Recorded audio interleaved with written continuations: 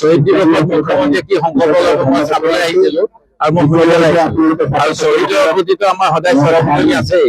অসম আন্দোলনৰ সফল পৰিসমাপ্তিৰ বাবে মোৰ পিতৃ প্ৰয়াত হিতেশ্বৰ শইকীয়াই 85 চনত নিজৰ মুখ্যমন্ত্ৰীত্ব পদত্যাগ কৰিছিল আৰু আমাৰ নেতা ৰাজীৱ গান্ধী ডাঙৰীয়াই এই আন্দোলনৰ পৰিসমাপ্তি ঘটাবলৈ অসম চুক্তি স্বাক্ষৰ কৰিছিল।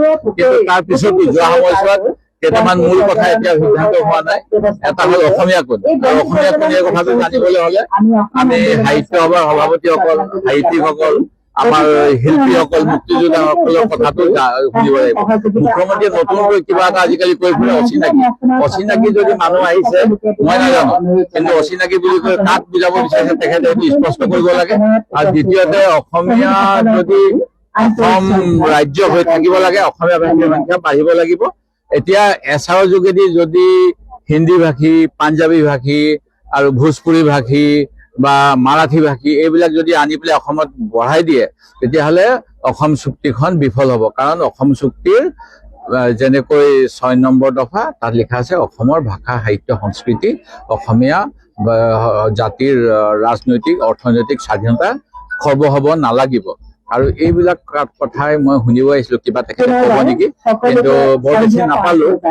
সেই গতিকে আৰু বাকীতো আন্দোলনৰ সময়ত বহুত মানুহৰো ক্ষতি হৈছিল। কমিটিয়ে কাকো দোষাৰোপ কৰা নাই, মানে নিৰ্দিষ্টভাৱে মই সেই গতিকে কাকো দোষাৰোপ কৰিব নোৱাৰো। কিন্তু যাৰ যাৰ ক্ষতি হৈছিল উদাহৰণস্বৰূপে নেলিকে আদি কৰি মানুহবিলাকে ক্ষতিপূৰণ পোৱা নাই। আৰু তেখেতসকল নিশ্চিতভাৱে বিদেশী নহয়। সেই গতিকে দেশীয় নাগৰিকৰ যি ক্ষতি হৈছিল এই ক্ষতি যাতে আগন্তুক সময়ত চাউল খুৱাই হওক অন্যান্য অঞ্চলত সেইবিলাক হৈছিলে সেইবিলাক মানুহক আমি কেনেকৈ সহায় কৰিব পাৰো এই কথাখিনিও মুখ্যমন্ত্ৰীৰ মুখত পাম বুলি ভাবিছো। কাৰণ এতিয়া সকলোকে লৈ আগবাঢ়িব লাগে। এতিয়া মুখ্যমন্ত্ৰী মন্ত্ৰী যেনেকে ৰাজনৈতিক বক্তব্য দি থাকে যে আমি 104টা সমষ্টিত খেলিম, বাকীবিলাকত তেওঁ কোনো কনচাৰ্ণ নহয়, সেইবিলাকক লৈ তেখেতে বেলেগ ৰাজ্য কৰিব নেকি বা সেইবিলাকক তেখেতে অসমীয়া নহয় বুলি ক'ব বিচাৰিছে নেকি, এই কথাবিলাকৰ উত্তৰ পাম নেকি ভাবিছিলো, পোৱা নাই।